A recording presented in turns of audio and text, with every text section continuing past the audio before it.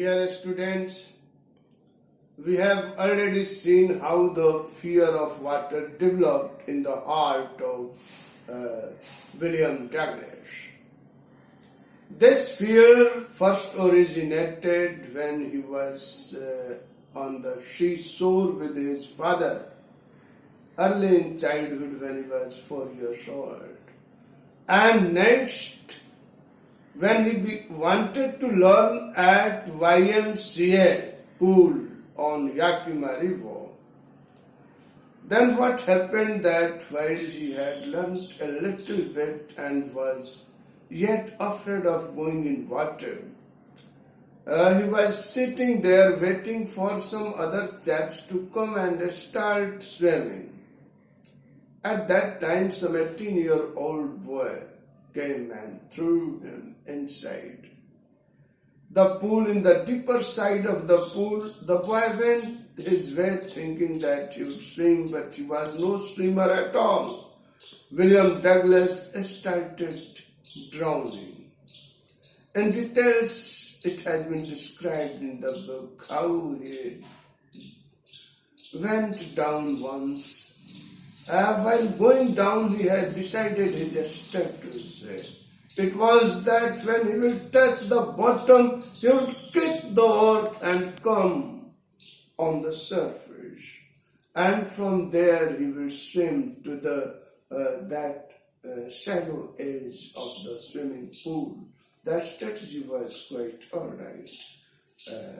But it was not exactly so that when he would kick the earth, he bobbed on the surface. No.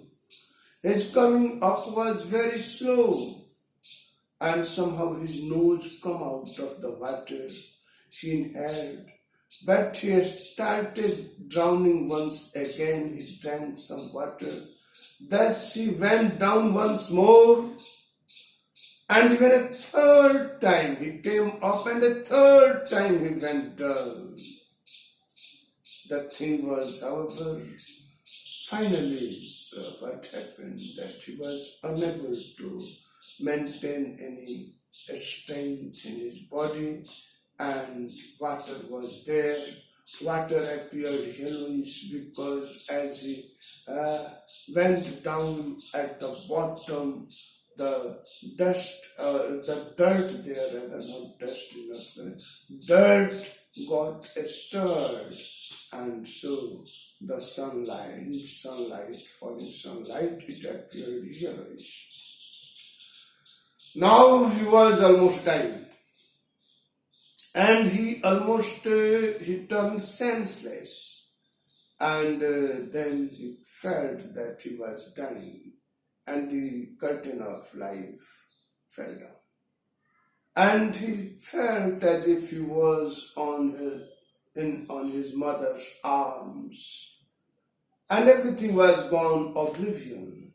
And when he came to the senses again, at that time he was being treated by people, and water was bringing out of his mouth, and he was too much frightened. His feet were oblique, shaking. When he was returning home from there, that boy said that he was just fooling, because they had realized that he was drowning and he was saved by them.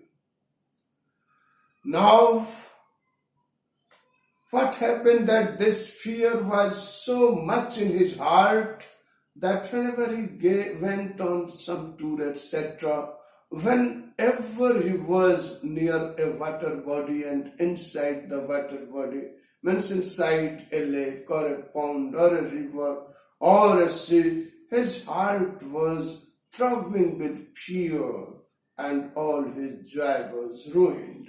So he understood that if he wanted to live happily, he would have to overcome this fear of water.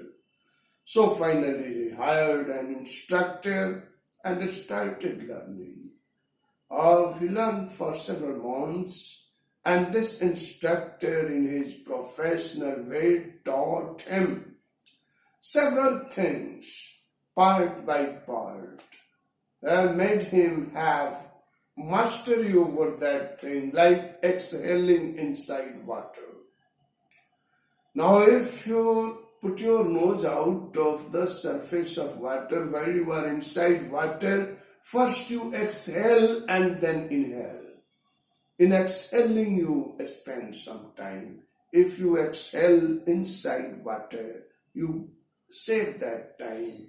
And when you put your nose outside, you have only to inhale, so you can inhale more. In this way, several strokes, several styles he taught. And after that, he combined, assembled all these skills together and make him a swimmer. And he ordered him that go, and in this particular stroke, cross the pool, swimming pool.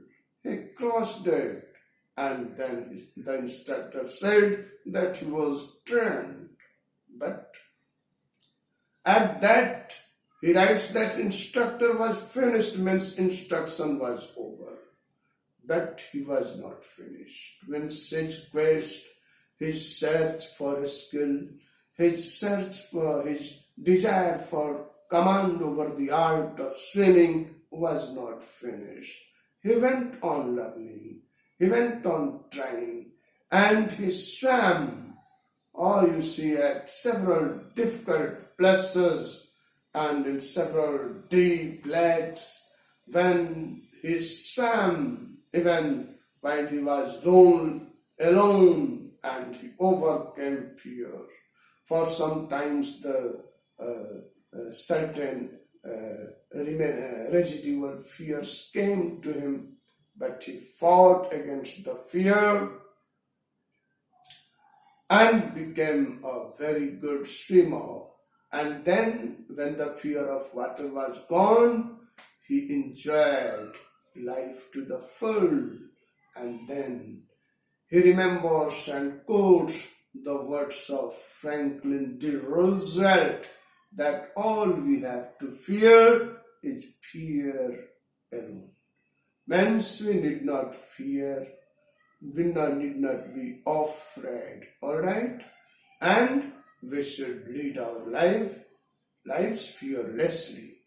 Means we should not have the undue fears. It doesn't mean that we should not be afraid of anything. We should be afraid of those things of which we should be afraid. Okay, so today it is all over. Thank you.